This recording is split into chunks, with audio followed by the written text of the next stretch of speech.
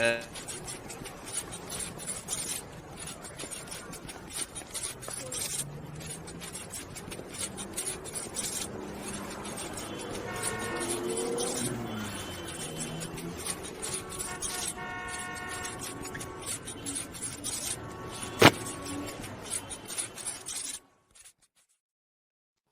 back with us after an unexcused long absence, which was my fault because I didn't alert him of the time change.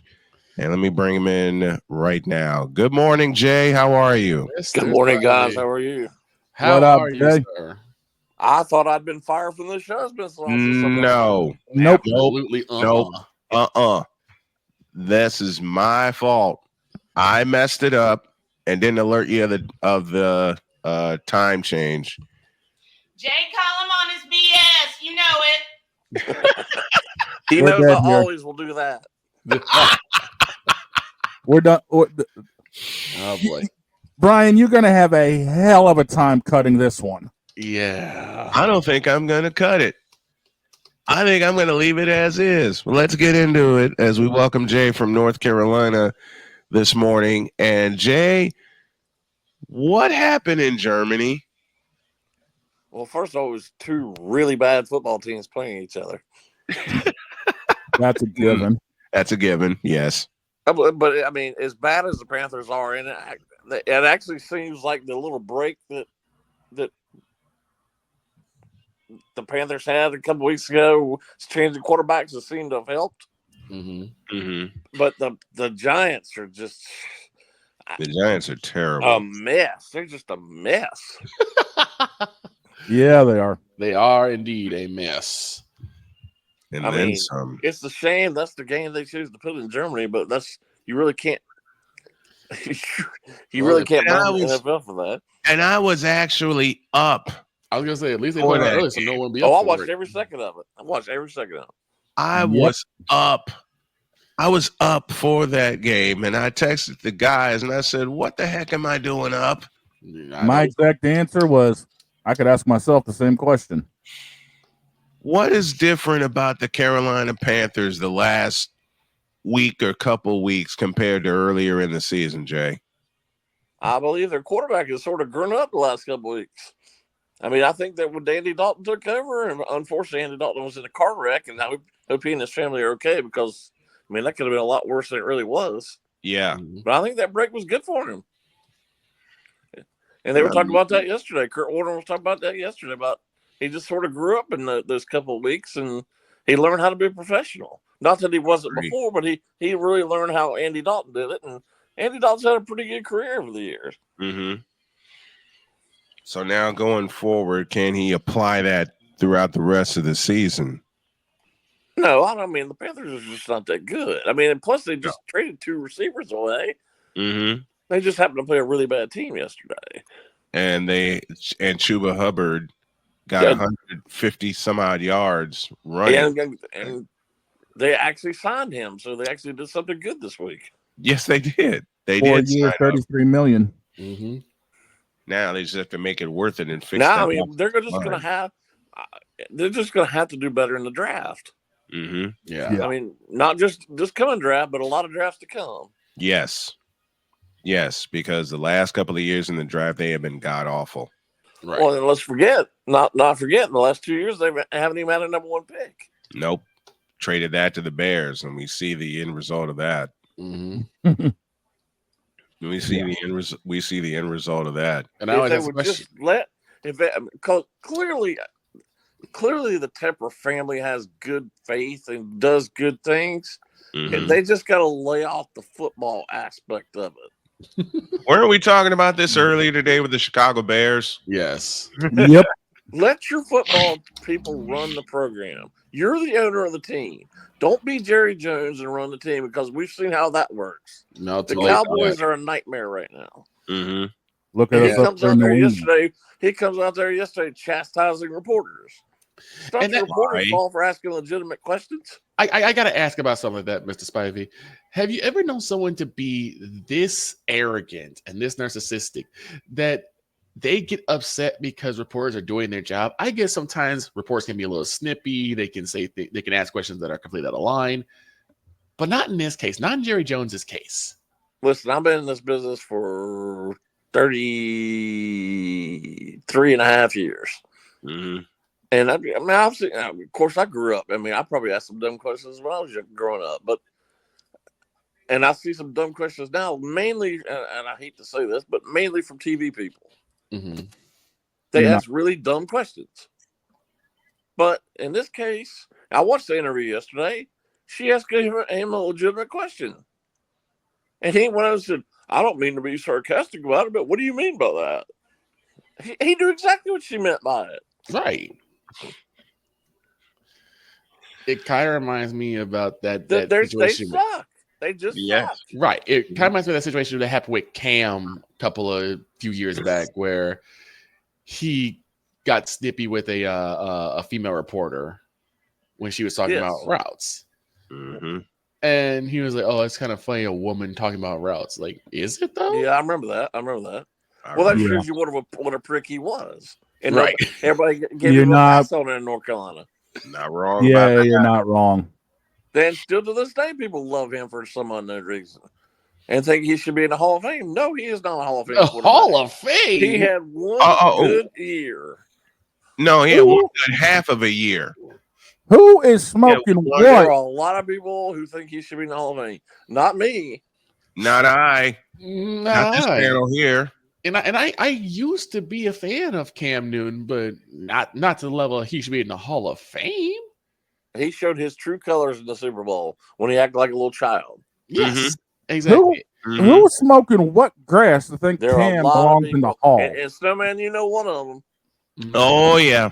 And here's the funny thing. That, right? Here's my debate. Because it seemed like, I don't know if this was just the Panther reporters trying to spin this, but they were saying that Vaughn was right behind him, and he was like joking about how they stuffed the Panther offense, and that's why Cam left in a huff, because it's like he felt he was respected. I'm like, yeah, but here's the thing, dude. You have been sitting there dabbing and dancing, which I have no problem with. I have no problem with you celebrate with your team, but understand that people are gonna get rubbed the wrong way, and you're gonna have to answer those questions. That's just how it works. I got a problem with it when you're and let's face it, most quarterbacks are the faces of their franchise, and he was. He was, like it or not, he was. But when you get up and you run or you dive for a 1 yard first down, and you go up and act like you pull out act like you're Superman, or you do the first down, imitation. Right. That gets old after a while. You're paid to do that. You are paid to do that. Right. And I'm not talking about just him. There are a lot of pro athletes who do that, and it drives me nuts. Yeah. You are paid to do that. This ain't Madden. Exactly. It's not Madden, and it's not I can't think of the game right now. NFL Blitz. And I know a lot of people are gonna say, I'm a grumpy old man. I don't really care what people think. That's how I grew up. That's how I grew up. Right. And that's how I grew up also. That's don't get me wrong. I love the bat flips in baseball. I mean, that's just flexing on somebody. That's one thing. But if someone's gonna bat flip on a single, then you got a problem. That's it right there. Or when you lollygag and you get a single on what probably should have been at least a double. Yeah, that's a problem. When you hit the ball off the top of the wall and you get a single, that's your fault. Bryce Harper, anyone? I'm just gonna put it like this. I'm not adverse to celebration, especially when it comes to touchdowns, right? Especially if you're gonna do it with your team. That's fine. But you get like a 1 yard first down, and you're doing a 4.5 minute dance sequence. What's wrong with you? Oh my God! I mean, and the same can be said for dunks. I mean, I don't mind someone saying it with their chest when it's a post or anything. But if you end up doing that stuff on like a layup or a jump shot, saying it with your chest, that's just stupid, man. Yeah, 7 feet tall. It's not hard to dunk it. Right. Now, you brought up a certain person. We're not going to name names here, but that is a big-time lover and supporter of Cam Newton, and believes he might be the head of his fan club. Yeah, he might be, And for some god-awful reason, he believes that Cam Newton should be in the Hall of Fame. Well, riddle me this to that same person. First of all, where are his Super Bowl rings? He doesn't have any. He has 0. The Panther pinheads. The Panther pinheads. Yes, exactly. Second of all, where are his Super Bowl appearances? He had 1. Plural. He has 1. Third of all, we took care of that. And how'd that work out for him that day? It didn't. We took care of that. It didn't work out at all. No. Third of all, for this person, and I use the term very loosely, some of the ways that he thinks when it comes to sports are just plain outlandish. Right. I've made a lot of jokes about a lot of players and teams, and Jay, you've hung with me for the last 2.5 years, and we made a lot of jokes on this program about him, but some stuff he actually believes. Yeah. Brock Purdy, anybody? The commish is about to come back out and go after somebody. The commish will be back tomorrow to deal with the. Let me just say this: game manager Miles. I don't care what anybody says and what detractors say. It's like in the opening line of the show. To all you San Francisco 49er and Brock Purdy haters, especially after what happened yesterday, and for them to still have the confidence in Jake Moody, shut up. Right. Listen, we're less than a full year away from Brock Purdy signing a humongous contract because the window for negotiations starts in March. Yep. And they're going to dig up every source they can to sign him and keep him. And it's going to be a huge but to sign him. Exactly. 3 NFC championship games, a Super Bowl, 2 NFC championship games, a Super Bowl, quarterback on a team that's been beat all to hell. He is always going to have the moniker being Mr. Irrelevant, whether he's proven, and he's proven he can be a good quarterback. He's always going to have that moniker. Yeah. Just like still to this day, you still people talking about Tom Brady was drafted in the 6th round. So what? Right. So what? Look what he did. Here's the funny thing, right? Because we talk about like elite quarterbacks, and of course, one of them had to be Tom Brady. Tom Brady was supposedly a product of his environment under Bill Belichick and the New England Patriots. Well, he got 7 rings to prove it. Right. And then he goes down to Tampa Bay and lights that team up to where they win the Super Bowl. Now you take someone like Cam Newton, who had, like you said, one good half of a year where they made it to the Super Bowl as the Carolina Panthers. Then he goes to New England under the same Bill Belichick and does nothing. Because he couldn't throw the ball 15 yards. And he couldn't run anymore because all he did was run the ball. Right. And so, and you're thinking like these two guys, like we know whether people like him or hate him, Tom Brady is a Hall of Famer. Period. Period. Not even close. First ballot unanimous. That's not even close. That's the first ballot unanimous. And you're saying that Cam Newton is on the same par as Tom Brady? Or even Joe Montana. It drives me crazy. It drives me crazy to even hear people discuss Cam Newton being a Hall of Famer. And there are a lot of people out there who think he should be. I'll put it this way. There's probably only one person that's worse than Dak Prescott, and that's probably Cam Newton. You know what? I give you 3 players right now that deserve more Hall of Fame consideration than Cam Newton. Tom Rathman, Darryl Johnston, and John Taylor. And I'll go with that. Roger Craig. Oh, my God. Roger Craig. That could be a special in its own right there. That's the one. Roger Craig should have his bronze. When it was. It was either a Sunday night or a Monday night game when the 49ers are on there discussing that. And they were like, why is he not in the Hall of Fame? Exactly. Good question. How many times have I discussed it on this program? We have the Snowman soapbox for that. Just for that thing with Roger Craig.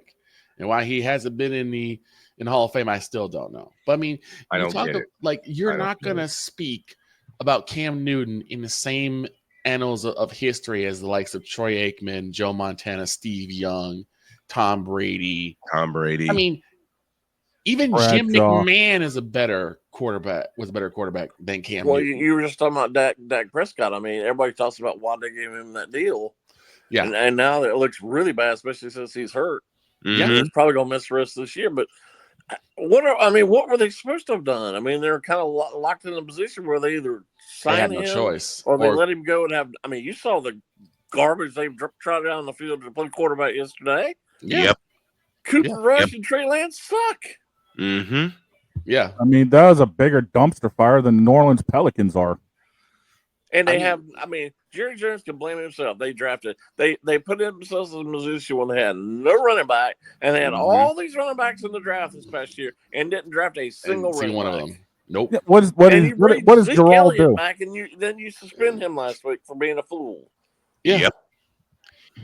Yep. It's just sad. Zeke Elliott's days of being a good running back are over. Been over. And the moment he got paid is the moment he started going downhill. You let Pollard walk, even though Pollard was kind of hot and cold last year. Signed Pollard. They should have signed Pollard. Signed Pollard. They should have. Should have signed Pollard. How hard is it to draft a running back? It's not that hard at all. They could have used it. You have 7 rounds to draft a running back. You didn't draft a single running back. Mm-hmm. You could have taken that 2nd round pick and drafted a running back, because you already used your first pick on an O lineman, which wasn't a bad idea. But it's just like the Bills didn't draft a receiver in the 1st round, and they traded their pick to the Chiefs.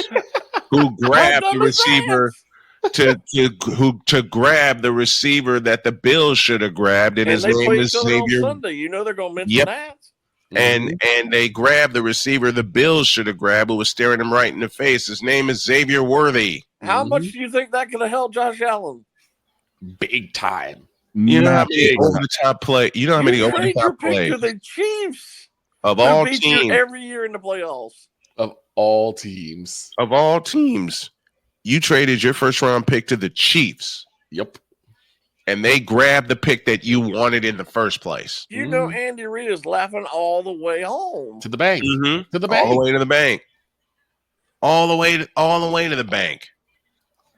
And you can't tell me that they're not going to use that as bulletin board material when they hook up on Sunday. Oh yeah, they're going to. And where do you ever? I know the CBS. I'm sorry. I know Fox has 2 games on at 4 and 5. I get that. But when do you ever see the 425 slot where there's only one game? One game. Mm-hmm.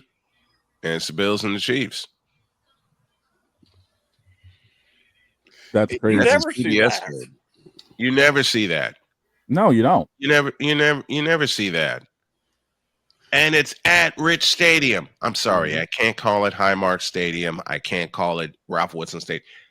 I only know it as Rich Stadium in Orchard Park, New York. Well, they got about 1.5 years to go. They're going to tear it down. I know. They're going to blow it up. They're going to blow it up. Speaking of blowing it up, how long before the Charlotte Hornets do the same thing? They need to. And they lost. I keep telling people around here over and over, they don't understand what I'm talking about. They lost. You've got to do this through the draft because free agents aren't coming to Charlotte. Nope. Right. And it's not a transient. What you say, Jay? It's not a transient city. What they need to do is kind of do like what Oklahoma City did and just tear it down to the bones. Mm-hmm. And look how good they are. Here's the crazy part. Because Charlotte's a much bigger city than Oklahoma City is. Yep. And it's probably a bigger destination than Oklahoma City, but Oklahoma City's done it right. Mm-hmm. And that's the thing is like, if it seems like the city itself should be a metropolis that you'd want to go play for, but it just seems like the team's reputation and their reputation precedes them, and so no one wants to go there. Right. I mean, who would want to play for them? Look at the ownership. Right. Who would want to play? And they, for some reason, have salary cap issues every year. Mm-hmm. And they seem to be getting worse. And they always seem to draft in that. They always seem to draft in like at the end of the lottery or just slightly outside of the lottery. Well, you're not going to get any better. You're not going to get better doing that because the field is just not that good. Mm-mm. I mean, like this past draft was terrible. This past draft was awful. Mm-hmm. And you draft 13, 14, you're not going to get any good players at that spot. Right. Not for a team that desperately needs someone to draw people to Charlotte. Right. And if you're going strictly off college basketball, and I've already been to 2 college basketball games this year. I mean, through the first week, and don't get me wrong, you know that I love this team, but it was dreadful basketball. It was terrible. Mm-hmm. They shot almost 43 pointers on Monday night when I went. Made 8 of them. 8. Ew. They were 8 for 39.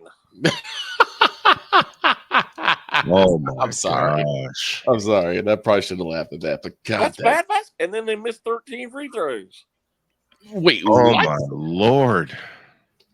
Okay, that's not funny. And still won. Yes. Wasn't that the game against Elon? No, this is Coppin State. They beat Coppin State. Oh, yeah. On Monday night, Monday night. Coppin State by shooting 39 3-point field goal attempts. And missed 31 of them. See, this is my point about analytics. Everybody says that you're better off shooting 3-pointers than driving to the basket. Well, if you miss 31 3-pointers, how about driving to the basket? Right. And collapsing the defense so it can open up that outside or shoot shot. one from the free throw line or somewhere. Mm-hmm. Man, the moment you said 3-pointers, all I could think about was what Dietz said to me about my Jayhawks. Oh, they're shooting 3-pointers instead of throwing touchdowns. Yeah. And I will give I cannot stand Carolina, but I will give Carolina and Kansas a lot of credit for playing that game Friday night.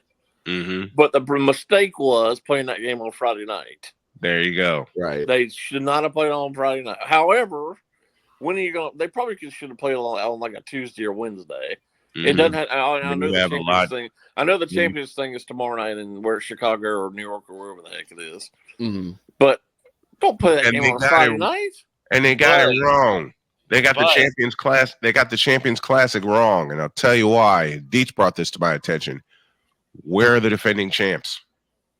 Well, it's the same 4 teams every year. It's Kentucky, Kansas, Michigan State, and Carolina every year, and Duke. I think what they were thinking was UConn did lose a lot of their big guys, a lot of their good players. No, I just think this is the same group of teams they have every year. I don't think UConn's ever been in this thing. It's some conglomeration of 4 or 5 teams almost every year. They're the defending champions. But don't play that game Friday night. They're the defending. To be fair, Jay, I was happy because I work at a Culver's, and finally there was a Friday where we were not busy. Well, I was normally I'm at a high school football game, but because of Hurricane Helene in the western part of North Carolina, a lot of the playoffs were originally supposed to start this past Friday, but they delayed the playoffs to allow the teams in the mountains to make up some games. Yeah. So I did not have a game to cover Friday night, so I actually went to the Wake Forest and California football game. Right. Well, while I was watching the game, of course, there were endless TV timeouts. I actually watched the end of the Carolina-Kansas game on my phone. Mm-hmm. But it shouldn't have even been in that position. No, it shouldn't have. I mean, I'm sure it got decent ratings, but who's going to watch on a Friday night in early November? Of course, don't even get me started on my soapbox about starting the season so early anyway. Yeah, I'm a step ahead of you because they should start it Thanksgiving week is when it should start. Thanksgiving week. And that's when I was used to them starting. And also, I want to say, I know why a lot of these teams are where they are, like why, Oregon is still, and why Oregon moved to the Big Ten is because they have a good football program and a good basketball program and all this. But what I still don't understand is what's the point of keeping the Pac-12 in college football if the Pac-12 completely fizzled it out everywhere else? Right. True. And they're planning to bring some teams into the Pac-12. They've already got what 8 or 9 of them already. Like Washington State moved to the WCC, including Oregon State. They both moved. It just seems like I'm sick of this. They're holding on to something that's been dead for so long. That is for a year now. I mean, yeah, it's all about dollar bills, y'all. It is. Yes, it is. It is. I agree with. I totally agree with that. It's all about dollar bills. And these teams that are not in the Big Ten or the SEC, look at the horrible position they are in now because they didn't think. They didn't think along the lines of, I don't care what people say, and I have a lot of people who say I'm wrong about this. It's all about football. All this realignment has to do with football. It has nothing to do with basketball. It has nothing to do with baseball or any other sport. This is all about football. It's all about football. This is like football Michigan money. State still. This is like Michigan State still holding on to the days when they could actually beat Michigan. Do you think that Rutgers cares that they might go 0-12 in football? And I know they're having a pretty good year this year, but do you think they care? Because they have all their other sports. Do you think Vanderbilt cares? No, they because they got baseball. They can make a pot full of money and do nothing. Vanderbilt can make a pot full of money and do absolutely nothing. Yeah. And all because of the realignment. But of course, I will say, to be fair to Vanderbilt, they are really good this year. Rutgers and Vanderbilt are having pretty good years this year. Yep, they are. But in general, they don't really care. Nope. Do you think Northwestern cares? No. Not at all. They're getting ready to build a Taj Mahal. They're in the middle of building a Taj Mahal football stadium. Do you think they care? No. You know what started that? You know what started that transformation for Northwestern? I was there when it happened, 1995. That 1995 year started a transformation for Northwestern. Because had they not had that run to the Rose Bowl, or what's the phrase they use, taking the purple to Pasadena, there would be no Northwestern Wildcats at all. There would be nothing like that. There would have been no recruitment of Darnell Autry. There would have been no hiring of Gary Barnett. There would have been no miraculous year beating Notre Dame, Michigan, and Penn State all in the same year. All in the same year. They don't have that season. None of the facilities that you see in Evanston, Illinois exist today without that year. And then KU this year, they don't care about how they finish this year. They care about the new Memorial Stadium renovations. They don't care. That's basically a brand new stadium too. Who's getting a brand new stadium? Kansas. But it's not brand new, but it might as well be. Yeah. Yeah, because Kansas has realized it's not just about basketball. Right. They're putting their money into football now. Devin Neal, Jalen Daniels, and a lot of other players next year. So I'm worried about next year. But we get a new football stadium. I don't really care. See, there you go. We get a brand new stadium. It's going to have new scoreboards, a brand new field. It's going to look nice. Well, let's face it. We're not too far away from, and I know people aren't going to like this, but we're not too far away from the schools in the Big Ten and the SEC creating their own, whatever it is, classification. Yep. It's not going to be part of the NCAA. And people don't understand. People don't even know this. College football's not under the NCAA anyway. Right. They have their own rules. Yep. But it's going to be. I mean, that's why teams are trying to move into these two conferences because they know it's about ready to happen. And it's probably going to be NCAA basketball tournament's probably going to be completely different too. It is. Yeah. It is. Because if you just had teams, and it's going to be more than the teams that are already in there now. I mean, because when this really happens, it's going to be, you're probably going to have 64 teams total in two different conferences. Probably something along those lines. Well, they can create their own tournament. Yep. And within 5 years, that's going to happen, if not sooner. Turner and CBS give up all the money they want, and they've got a lot of money tied up in it for however many years. Right? But you tell me this won't create a lot of money? It's just like I keep hearing Booker McFarland keeps whining about this is a 12-team playoff. It hasn't hurt college football at all. No. It's made it better. It's made it better. It's made teams more competitive. It should have made it 16. And I've always said if the lower divisions can get it right and have 8 to 16 teams in their playoff, why can't the big boys do it? Now we got 12, and people are still whining and moaning about it. And as of right now, you're going to have a lot of SEC and Big Ten teams in it, and they have every right to be in it. Mm-hmm. They're by far the two best conferences. And they're playing like it. Meanwhile, the ACC is a joke. Mm-hmm. I've been saying all year Miami was a joke. They were overrated, and look what happened to them Saturday. They lose to sorry Georgia Tech. They lost to Georgia Tech. Right. And don't even get me started on Notre Dame, because Notre Dame has no business in this thing, because you lose to North Illinois at home, you should be disqualified. If they were any other team other than Notre Dame, they would not be in this poll. Exactly. And yet they're in the top 10 in this poll. And they have a chance of being at home in the playoffs. Right. That's a joke. It is. It is. And I said it all weekend. I will say it now. The wild card in this playoff is Notre Dame. Yeah. Notre Dame is the wild card in this playoff because they have no conference affiliation. They lost to Northern Illinois at home. And they can do whatever they want because they have no conference affiliation. Exactly. They will forever be an independent. The Big Ten came calling. They refused them. The ACC came calling. The ACC did whatever they wanted to bow down to them. They play 5 games against the ACC every year. No way in the world I'd have done that. You either join full time or we're not playing you. And yet they kowtowed to Notre Dame. Yes, it did. They kowtowed because they wanted Notre Dame's money. Mm-hmm. Well, they're not going to get it. They're not going to get it much longer.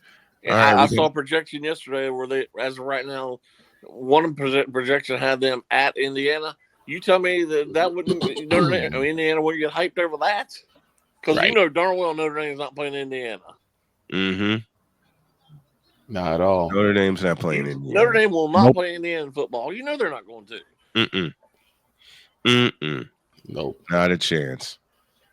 All right, we got to get out of here. Jay Spivey rejoining us here for a set of Spivey Notes. Thank you so much, Mr. Spivey. Thank you, Jay Spivey, for coming back and hanging with us. We will talk to you next week. All right, sounds good.